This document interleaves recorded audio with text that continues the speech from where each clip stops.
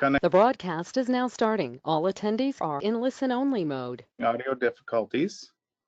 Submit questions to the moderator at any time using the question pane. Questions will be answered at the end of the webinar, and the webinar is being recorded and will be available. So those are the housekeeping issues I wanted to cover. So welcome to today's webinar on preventing valley fever in outdoor workers. My name's Tom Klein, and I'm a Senior Manager in Risk Control at Sedgwick. Our speaker today is Dr. Jason Wilkin, an epidemiologist from the U.S. Centers for Disease Control and Prevention, the CDC, assigned to the California Department of Public Health for public health emergency preparedness and response. He has studied outbreaks of valley fever in occupational settings in 2012. One of the reasons we're having this webinar today is to let you know about a new law in California, AB 203, which requires construction employers in 11 counties to train their employees about valley fever by May 1st. So with that said, I'm going to turn it over to Jason. Okay, thank you for joining us for this presentation on preventing valley fever in outdoor workers. For the past several years, the Occupational Health Branch at CDPH has investigated valley fever as a workplace hazard. We know that persons working outdoors in certain parts of California are at risk for valley fever, and certain job activities increase this risk. And as with any hazard, there are opportunities to reduce worker risk of valley fever, and I will discuss valley fever prevention strategies. The purpose of this presentation is to educate construction project planners, safety officers, risk managers, supervisors, and safety trainers about valley fever. Why should you care? Well, you might be in a position to prevent it on one of your jobs. I'll start with the story of our first investigation, where practically an entire crew on a pipe replacement job got sick with valley fever.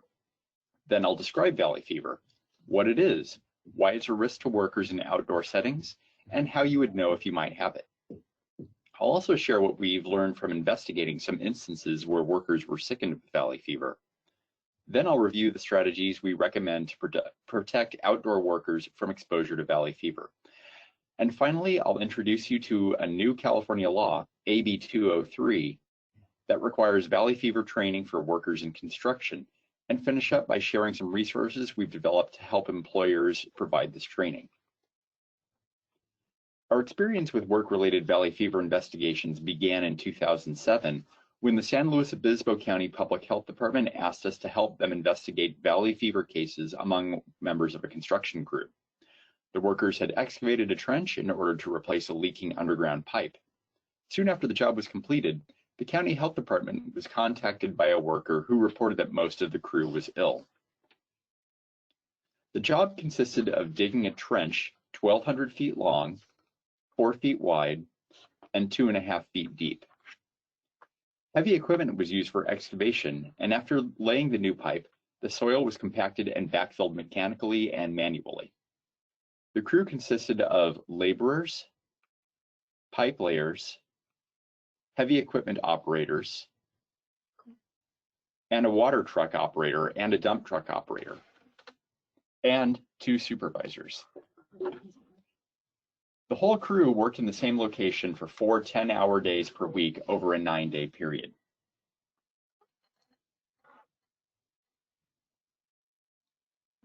Soon, members of the crew started getting sick.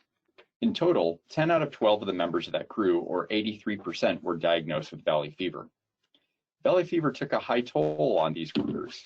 Overall, they visited 21 different physicians.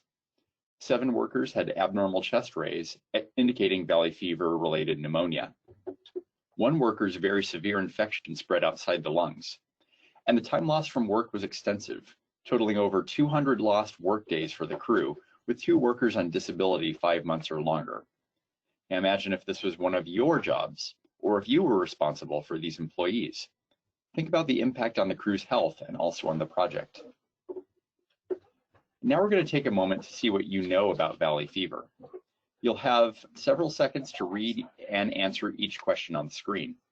And if you're listening but not watching, please bear with us for a couple of minutes.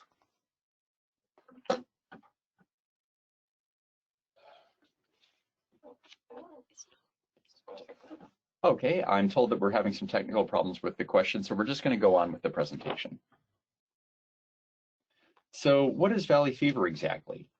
Well, it's an infection caused by inhaling the spores of a fungus that live in the soil in certain parts of the southwestern United States, including California.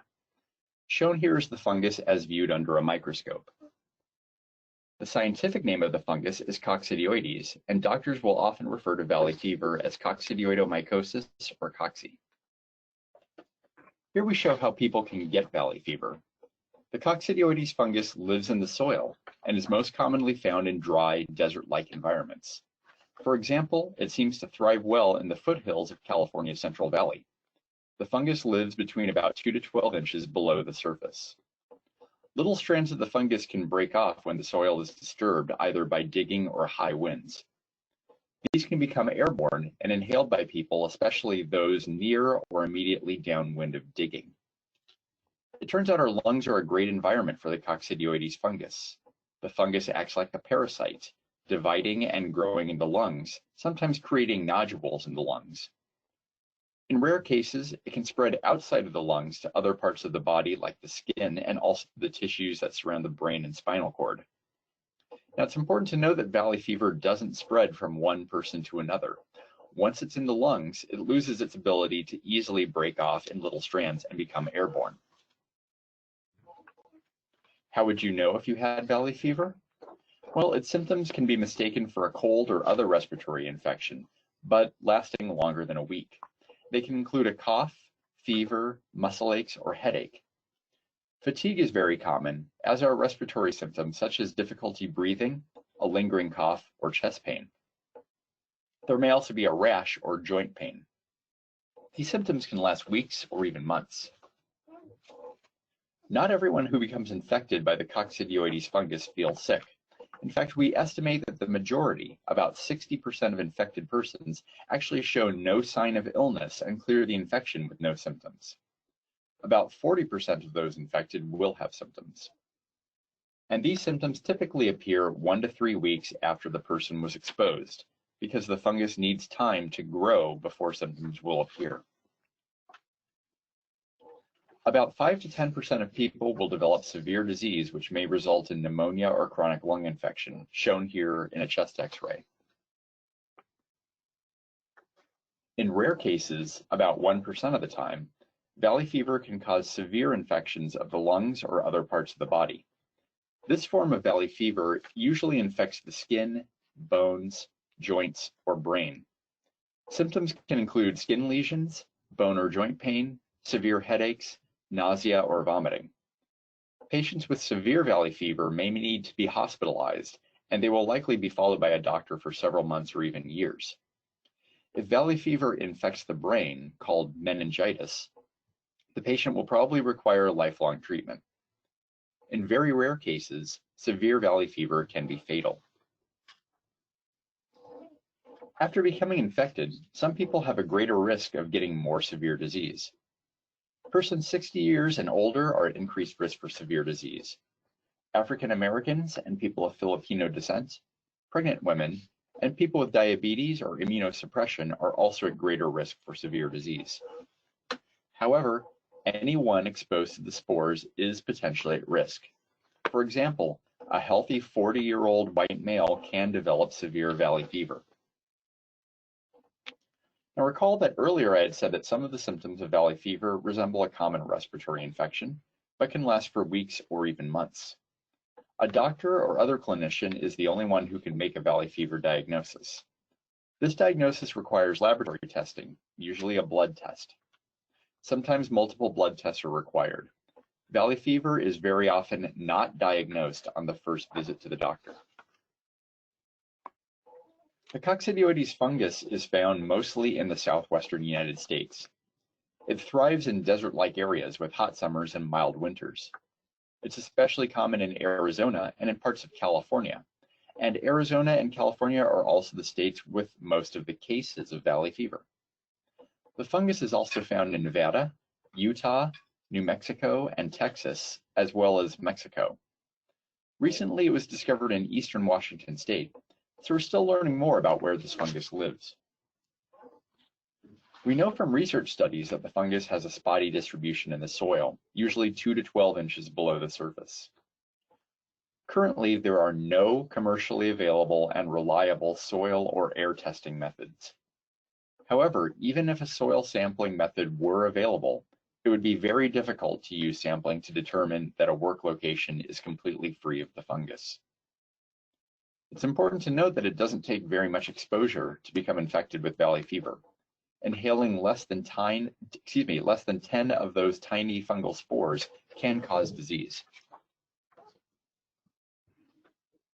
This graph shows the number of new cases of valley fever diagnosed in California residents by year. Cases have been increasing. 2017 and 2018 had the most cases ever recorded. The cause for the recent increase in cases in California is unknown, and it might actually be because of several factors occurring at the same time. California had a severe drought from 2012 to 2016. The increased rain in 2016 and 2017 might have spurred the growth of the coccidioides fungus. There may be other changes in the climate and the environment that have contributed to the growth and airborne release of the fungus.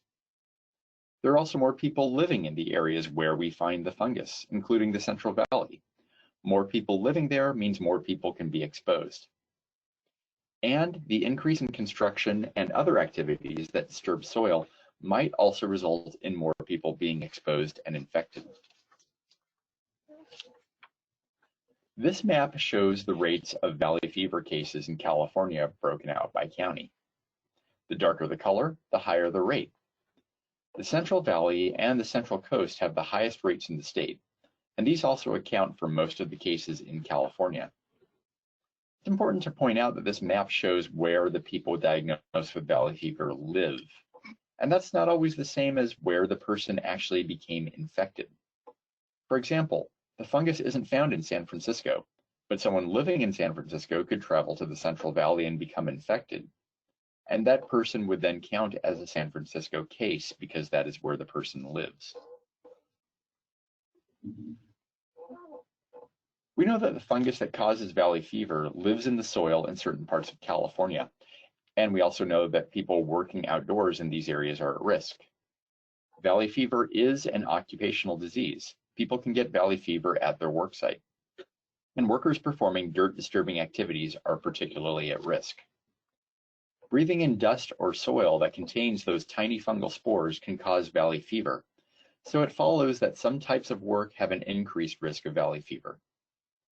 We have identified cases of work-related valley fever in many industries and occupations. Workers involved in construction seem to be at particularly high risk because they often perform tasks or work near tasks that disrupt soil, such as digging or grading. As you can imagine, there are other occupations that involve exposure to disturbed soil and dust, such as archaeologists, wildland firefighters, military personnel, those working in mining, quarrying, and oil and gas extraction, as well as agricultural workers. And we found cases of valley fever among each of these occupations. Now think about the workers you are responsible for and how working outdoors or around soil disturbance may increase their risk of valley fever. These might include employees in public works, maintenance, and parks and recreation departments, just to name a few. How do we at the Occupational Health Branch find out about valley fever cases among workers? There are several ways by which we might learn of cases. First, sometimes workers, unions, or employers contact us because they would like help in preventing more cases. We also occasionally hear from county health departments that find cases among workers at a work site and ask us to help investigate. We also learn about cases by periodically checking for valley fever diagnoses among physicians' reports that we use for tracking occupational illnesses. Still, we know that we're not learning about all of the cases of occupational valley fever in California. At the beginning of this presentation, we shared the story of our first valley fever outbreak investigation. Now we'd like to discuss what we found from our investigations of valley fever at that work site and others in California. As you might guess, each instance involves worker exposure to dust and soil containing the fungus that causes valley fever.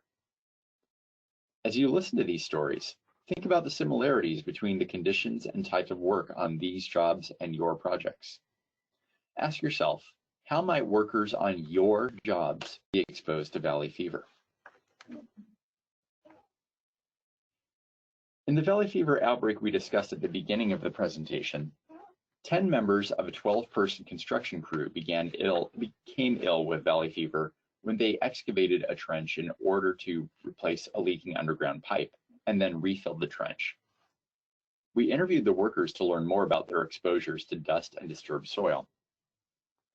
We learned that soil covering the pipe was very sandy and porous. The crew tried to wet the soil to suppress dust, but the water simply passed through and the sandy soil did not stay wet. The heavy equipment used in the project was operated with the windows open. Having the windows open meant that the operators weren't protected from dust by HEPA filtered air conditioning. And finally, none of the crew members used respiratory protection. They were not even advised to use respiratory protection. We also investigated cases of valley fever at 2 photovoltaic solar power facilities being constructed in San Luis Obispo County. And this kind of operation is also known as a solar farm. In all, we confirmed 44 cases of valley fever among workers at these 2 sites. Most of the workers didn't have a permanent address in an area where valley fever was common, suggesting that their exposure was work-related. They were hired out of union halls throughout California and throughout the country, states where the fungus is not found. I'd like to put the scale of these operations into perspective. This is one of the completed sites as viewed from space. These are very large work sites measured in square miles and located on abandoned farmland on the western edge of the Central Valley. Thousands of workers were employed during the construction. This is a photo of the solar arrays installed in the soil. It's easy to understand how outdoor workers here might be exposed to the spores found in the soil. The ground was graded so that panels can be arranged at similar heights. All of those posts are driven into the ground using a pile driver. And all these activities created huge amounts of dust, and the site's environmental monitoring company cited difficulty with dust control. So clearly, even the people who were not actually operating heavy machinery or performing the digging themselves could still be exposed by all the dust at the site.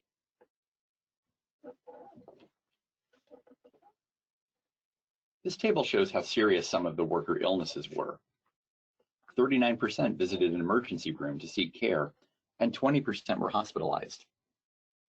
2 workers had severe disease that spread outside their lungs. Over 3/4 missed work, from 1 day up to 1.5 years, with an average of 22 days. We were able to interview 42 of the 44 and get some information about their job duties and their experiences at the solar farms. Here are the job titles of the patients we interviewed. The most common job title was electrician, followed by operators and then laborers. Some of those with valley fever were carpenters, iron workers, millwrights, and mechanics. 4 of the ill workers were managers or superintendents. Valley fever was spread among many job titles, and this photo helps show why workers from so many different trades became sick. The underground cabling requires digging trenches and having people working in the trenches. You can see how laborers and electricians working in those trenches can be at face level with that first 2 to 12 inches of soil. Operators in unenclosed cabs are also exposed. You can also see the uncovered spoils piles and airborne dust. Anyone at the worksite could be exposed to spores, even if they had no duties involving digging or working in trenches. As part of our investigation, we mailed a survey to over 3,500 workers who had worked at 2 solar farms, and we got responses back from about 15%. Through this effort, we identified 89 more workers who had symptoms consistent with work-related valley fever, but did not have their illness diagnosed by a physician. We compared workers with signs of valley fever to workers without symptoms, and found that those who reported illness were more likely to have reported being in a dust cloud or dust storm, working in a trench, operating heavy equipment without an enclosed cab, and not wearing a respirator frequently. Workers without illness were more likely to report that water was frequently used to reduce dust levels, showing that this provides protection against valley fever. Investigating an outbreak at another solar farm, this time in Monterey County, we spoke with workers about their experience at the site, and what we heard was similar to the site in San Luis Obispo County. The conditions were very dusty, with visible dust in the air. And there were not enough water trucks to suppress dust, causing work to begin in dry, unwetted soil.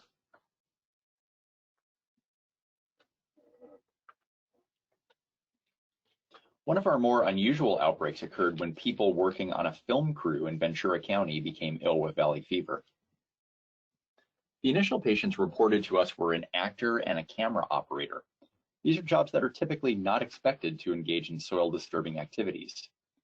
Both lived in Los Angeles, but had recently worked on a film set in Ventura County. The way we found the other cases was also not your usual investigation. Creative use of the internet and social media, including fan websites, revealed that the patients had both worked on an episode of a popular television series set in an outdoor music event modeled after the Coachella Music Festival. One of the show's stars had tweeted about his illness several weeks after the filming event. In his subsequent hospitalization, he indicated that he had contracted severe valley fever. Los Angeles County obtained crew and cast rosters, reviewed medical records, and conducted interviews with potential case patients, and ultimately identified 10 cases associated with this filming event. 2 patients were hospitalized as a result of this outbreak. Only 1 patient was at the construction site for more than 3 days. 4 were actors, 3 were members of the film crew, 2 were involved in construction or set making, and 1 case was a non-employee. Based on the job titles of the patients, most would not have been engaged in soil-disrupting activities. However, 4 noted dusty conditions during the filming event in Ventura County. Based on viewing multiple scenes from the episode, we concluded that substantial soil disturbing preceded filming. For example, we were interested in the structures and equipment visible behind and around the band, evidence that filming involved construction activities and soil disturbance. Based on interviews with employees, the employer, and the site owner, we identified a number of ways these workers may have been exposed to valley fever. These included grading of a dirt parking lot before filming, digging the pit for a mud wrestling scene. We know that 2 workers were involved in this activity. Setting up equipment, stage, and an amusement park, and driving back and forth on dirt roads, either on site or nearby. Now, of course, most of your programs or clients are not likely to be filming young adult sitcoms. But this outbreak is a good example of why you need to think beyond job titles to identify any work done in a valley fever area that might expose workers to dust or dirt. It's important to note that valley fever illnesses at the solar farm projects have been investigated by Cal OSHA. Cal OSHA has cited general contractors and numerous subcontractors for violations such as failing to include valley fever as a hazard covered in the Injury and Illness Prevention Program, control dust exposure, provide and ensure the use of respiratory protection, and report hospitalized cases of valley fever illness as required. One large project, Cal OSHA issued almost $400,000 in fines to 12 employers. This potential liability does not apply only to the private sector. Public agencies can also be cited by Cal OSHA for failing to protect workers on their projects. These are not the only cases among workers that the occupational health branch is aware of. However, we are quite sure that we're not learning about all the cases among workers in California, and we do not even have a guess as to how many there are that we do not know about. We know that not everyone who is sick will see a doctor, especially those with milder disease. And even those who are diagnosed with valley fever might not tell their employer. Valley fever is often misdiagnosed. For example, it might just be called pneumonia. Valley fever reporting captures where people infected live, and that's not necessarily where they work. That's why it's especially difficult to identify valley fever in people who travel for work, such as those who are brought in to work on a project from another county or state where valley fever is not found. Ultimately, the cases that we know about are just the tip of the iceberg. The rest of this presentation will focus on strategies for preventing valley fever among outdoor workers. Our recommendations are based on evidence from identified risk factors and effective prevention measures. Valley fever has been studied by researchers and public health practitioners for decades, and we're able to draw upon that knowledge. We've also learned from our own investigations of work sites where workers have become ill. And we're guided by good industrial hygiene practices. Those little spores that cause valley fever and the dust particles that carry them, well, they'll act like any other airborne particle. And so strategies for suppressing dust or preventing dust from being generated will be useful in preventing exposure to spores. A key to valley fever prevention is to plan for the hazard well ahead of the job. First, you have to know where you are working, whether you're working in an area where the fungus is known to live in the soil. The California counties with the highest rates in 2018 were Fresno, Kern, Kings, Madera, Merced, Monterey, San Joaquin, San Luis Obispo, Santa Barbara, Tulare, and Ventura. To see this map, visit the CDPH Valley Fever webpage. You can find it by Googling Valley Fever CDPH. You can also ask the property owner or the local health department whether they're aware of previous cases in the areas where you'll be working. For jobs that involve multiple employers, everyone needs to be fully informed about valley fever as a possible risk and their role in valley fever prevention. Public agencies should use mechanisms such as conditions of permitting or contract specifications to inform contractors and subcontractors about valley fever risk and to clarify who will be responsible for doing which aspects of the valley fever prevention plan. This will ensure that all subcontractors and their employees have been trained and consistently use the same prevention measures. All right, I have a question for you about this. Have you ever used contract specifications to alert contractors or subcontractors about potential hazards on a project? For example, lead or silica. If you're listening but not watching, bear with us for a moment.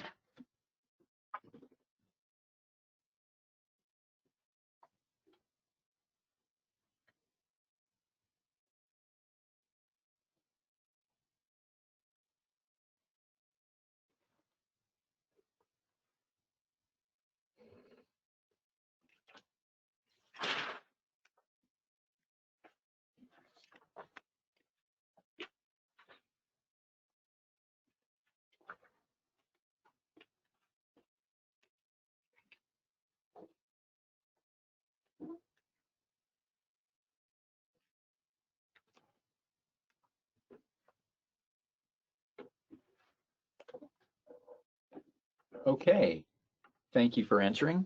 I see that about 35% of respondents said yes, they have used contract specifications to alert contractors or subcontractors about potential hazards on a project. And we do know of a few instances where public jurisdictions are using contract specifications or safety plans to inform people on the job about valley fever. It's possible to reduce the risk of exposure to valley fever by designing the job to be safer.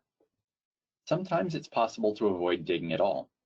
One example is a solar farm construction project where wiring was installed in above ground trays rather than below ground trenches that would require digging trenches in the soil with heavy equipment and having electricians working in trenches. Another option would be to reduce the amount of grading done on site. Vegetation should be maintained in place wherever possible.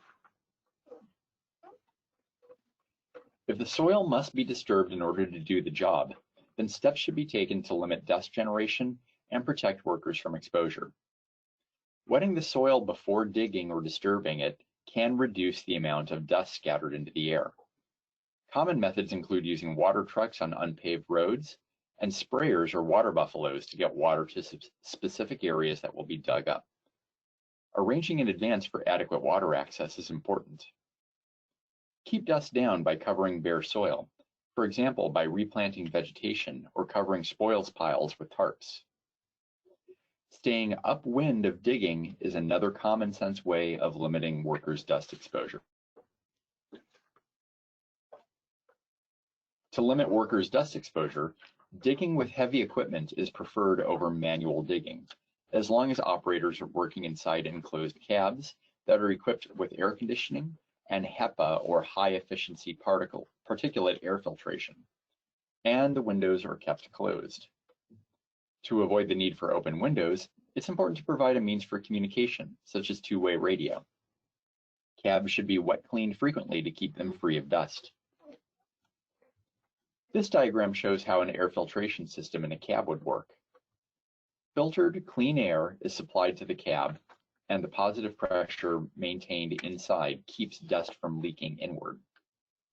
To keep dust out of the cab, door seals, gaskets, and closings need to be in good condition and replaced when damaged. Any holes or cracks that would allow leakage need to be sealed up.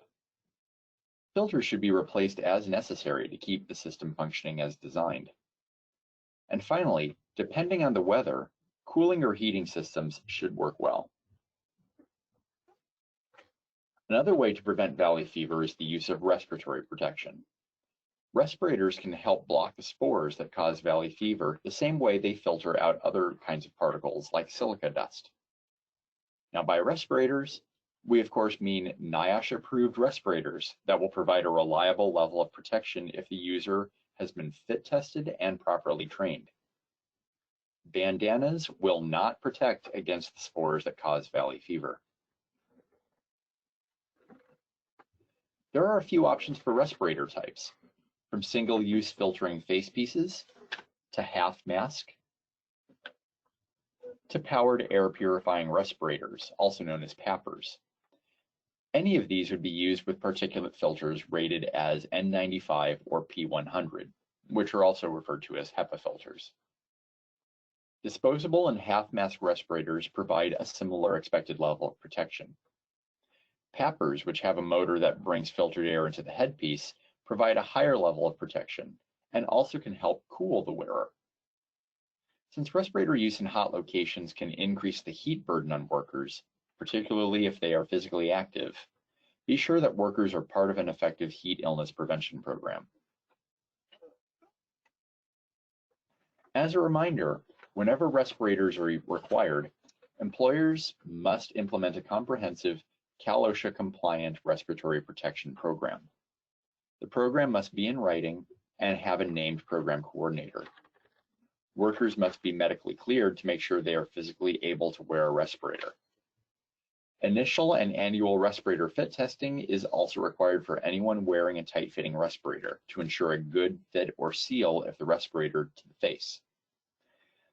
Pick the respirator model and size that fits each individual worker best. Respirator training must be given annually, including when respirators are required to be used. And this is one of the most common gaps we've observed in situations where workers became ill with valley fever, a failure to have and enforce requirements for respirator use on a high-risk job. Our recommendation is that anyone actively digging or disturbing soil or located near these activities should be using respiratory. All others on site should be in a respiratory protection program and be ready to put on their assigned respirator if dust conditions suddenly became uncontrolled. We know of numerous cases of valley fever among workers that weren't actually disturbing soil as part of their job, but they are exposed because of dust and soil carried on the wind. Worker exposure can be reduced by planning ahead of time and having specific criteria and rules in place for stopping work when the amount of dust in the air is excessive, or when conditions are too windy. These plans should not just be on paper. There should be someone responsible for monitoring the air and making the call to stop work and take protective actions. When work is stopped, move workers into vehicles that have HEPA filtered air conditioning or indoors. This way, workers can minimize their exposure during dust storms. And as mentioned before, all employees on site should be respirator ready so that respirators can be quickly put on once conditions become too dusty. A critical piece of your entire safety program is training. All supervisors, employees, and subcontractors should be trained about the hazard posed by valley fever and the measures that need to be taken to prevent it. AB 203, a California law passed in October 2019, requires construction employers to train employees on sites where activities disturb soil in counties where valley fever is highly endemic. This bill defines highly endemic counties as counties where at least 20 out of every 100,000 residents were newly diagnosed with valley fever in a year. The 11 counties on the map I showed earlier are the counties that currently meet the definition of a highly endemic county. Other counties could be added to this list depending on valley fever rates in the future. This law spells out in detail 8 areas of training that are required and requires employers to complete the training by May 1st, 2020 for any worker being assigned to a soil disturbing job in these 11 counties.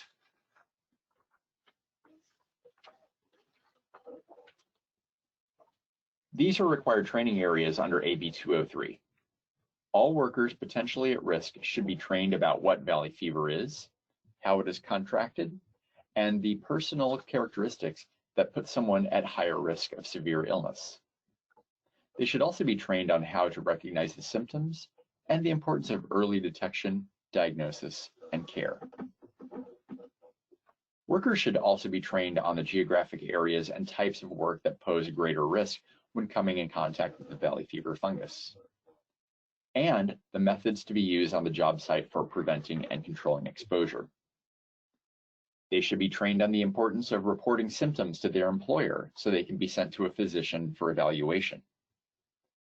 Finally, training should cover the treatment and prognosis of valley fever. The Occupational Health Branch has developed a tailgate training guide on preventing valley fever in construction. Trainers and supervisors can use this guide to train workers on the 8 content areas required by AB 203. The guide walks the trainer through the brief, interactive training using discussion questions and a small case study. It also provides a link to other resources for workers and employers to prevent work-related valley fever, including local public health contacts and the CDPH website, where you can see the latest valley fever rates in your county.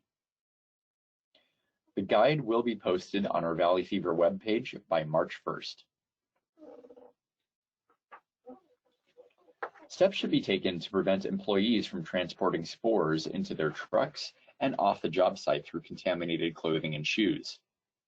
You've probably heard of take-home lead, which is when lead-containing dust on workers' clothes contaminates their homes and exposes family members. Well, think of this in terms of preventing take-home valley fever and decreasing the potential for inhaling more spores after work or exposing others. Provide workers with a clean place to wash up and require them to change out of work clothes at the end of the shift. If showers can't be provided, train employees about the need to shower and wash hair as soon as they get home. If workers will wear home their boots, provide boot cleaning stations. This can be as simple as an area designated for workers to hose off their boots. Also, wet clean tools and equipment when they're ready to leave the site. So what happens if a worker who has recently been in an area where valley fever is common becomes ill with symptoms that could be valley fever, such as difficulty breathing, cough, fever, fatigue, etc.? Well, first they should inform their supervisor, just like they would for any other work-related injury or illness. They should then seek an evaluation from a medical provider as directed by their employer. Remember, valley fever can only be diagnosed by laboratory testing ordered by a medical provider. It's important for workers to tell their doctor what kind of work they do, what their symptoms are, and that they suspect valley fever. To cover medical care or any missed work time due to an illness caused by work, workers should also start the workers' compensation process by filing a claim with their employer. Employers should encourage workers to report valley fever symptoms and be prepared to refer any sick employees to an occupational medicine physician who is familiar with valley fever. We've noted a wide range of physicians' knowledge about valley fever, including some who have never heard of it and some who wrongly believe it is never related to work. Employers should report valley fever as required for any work-related injury or illness, specifically using the Employer's Report Form 5020 and also on the OSHA 300 log. And of course, any injuries or illness that result in hospitalization or death must be reported to Cal OSHA immediately.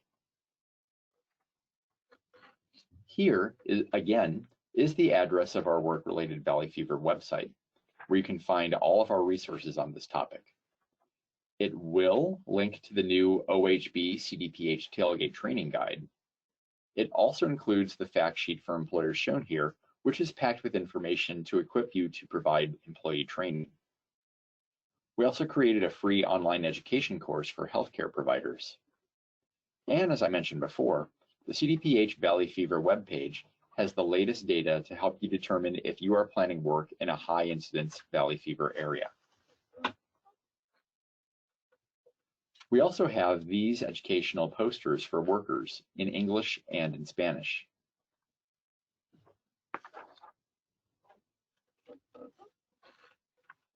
Cal OSHA also has a web page dedicated to valley fever prevention, and any employer conducting work outdoors in areas where valley fever is common should review Cal OSHA's guidance. So to wrap things up, valley fever can be a serious, even life-threatening illness, and cases have been on the rise in recent years. Exposure to dust and soil containing spores increases the risk of valley fever. This can happen on public work projects, maintenance jobs, and even small jobs in the public sector. However, there are ways to prevent illness. Plan ahead for valley fever on jobs in areas where the fungus is common. Train everyone on the job site about valley fever risks. Limit soil disturbance and dust generation, for example, by wetting the soil when digging. Take steps to control exposure, such as the use of ventilated enclosed cabs on heavy equipment and respiratory protection. Monitor how well dust is being controlled on your jobs and take prompt actions to increase protection when needed. And finally, be sure that any worker reporting valley fever symptoms is given a medical evaluation and encouraged to tell the physician about their workplace risk for valley fever. We hope you'll stay in touch with us by using these resources on our websites for valley fever and other workplace hazards. We have a workplace hazard helpline you can call if you have questions about any aspect of workplace health and safety. You can sign up at this link to receive our monthly electronic newsletter.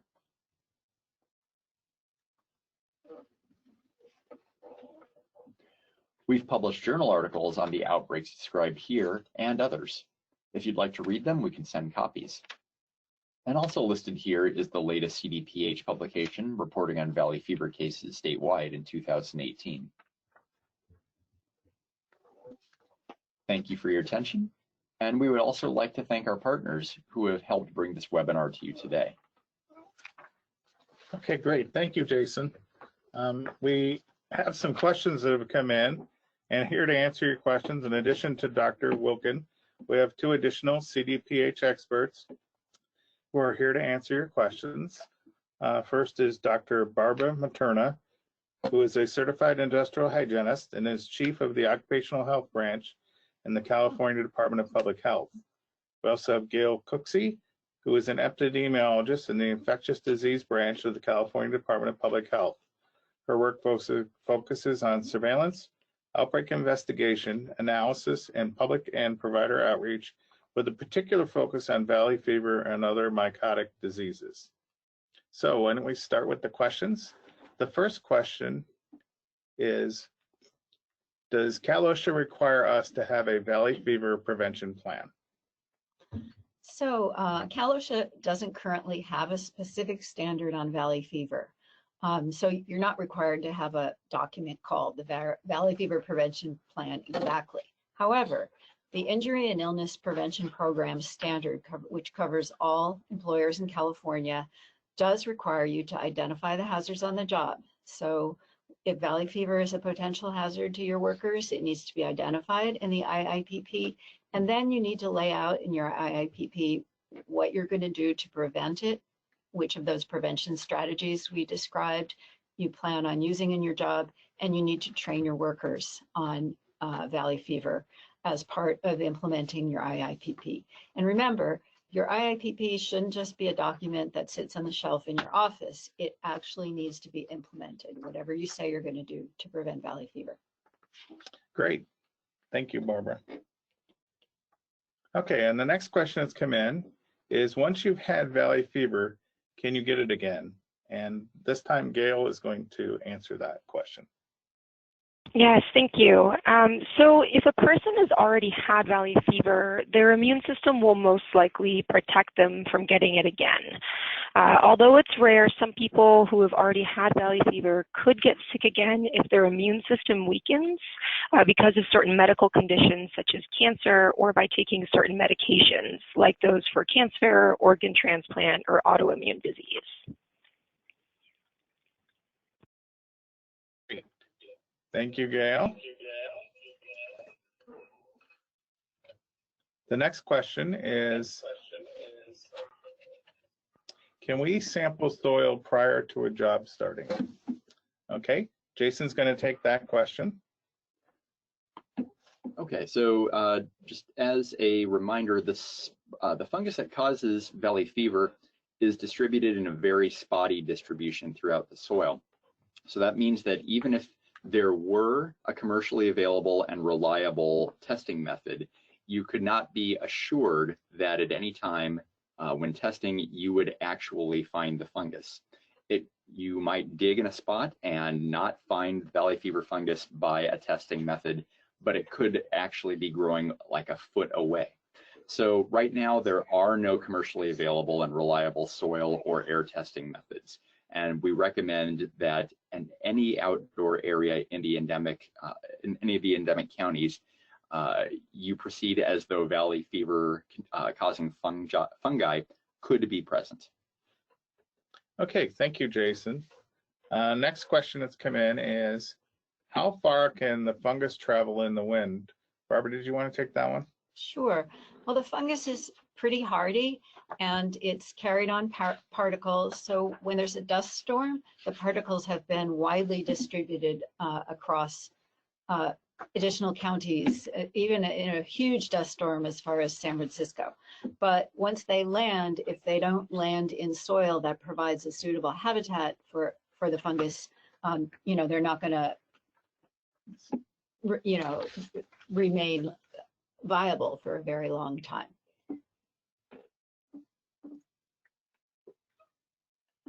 Okay, thank you, Barbara. Okay, next question that's come in is, what if employer contractors raise a defense about providing N95s or P100s? They could say there's no PL and there's no good way to air monitor for the fungus. What will we tell the contractors? That the cocci is endemic to the county where they're working? Yes, well, as we've already stated, it's true you can't measure cocci in the air. There's no method for that right now. But it's not correct that you shouldn't use respirators ever if there isn't a PEL. There's lots of chemicals that don't have PELs. So, at this point with AB 203, it's very clear that the cocci fungus appears in the soil in these counties, that you've seen on the map earlier.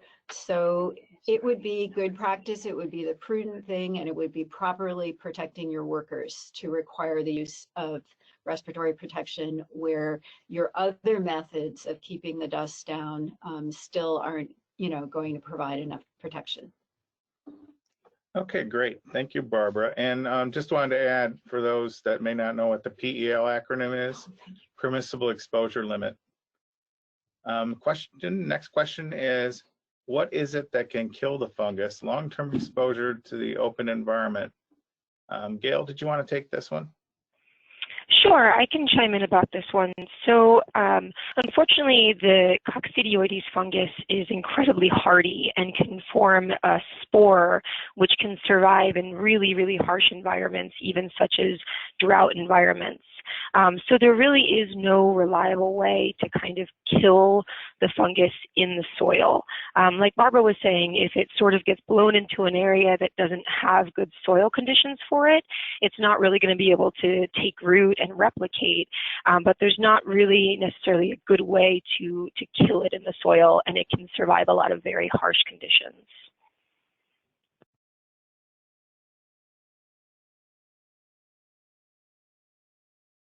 Take this one. So should all employees doing hand digging wear a respirator?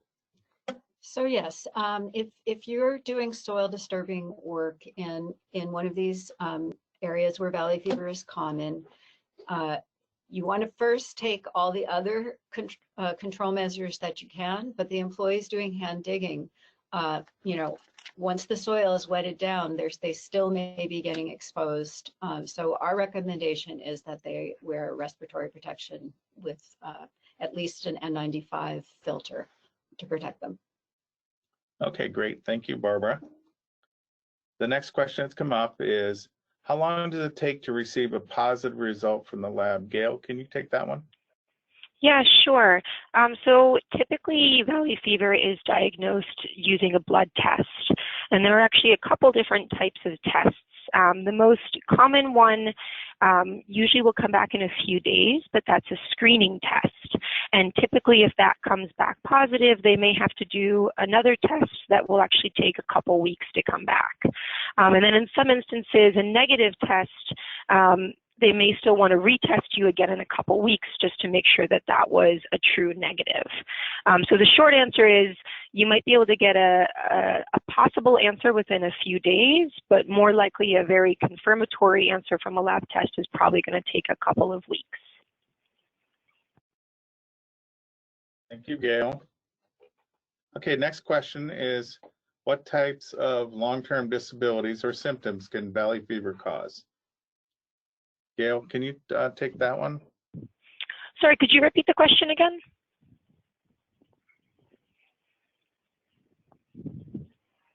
Can valley fever cause? Sorry, it cut out there and I wasn't able to hear. What kind of symptoms can it cause?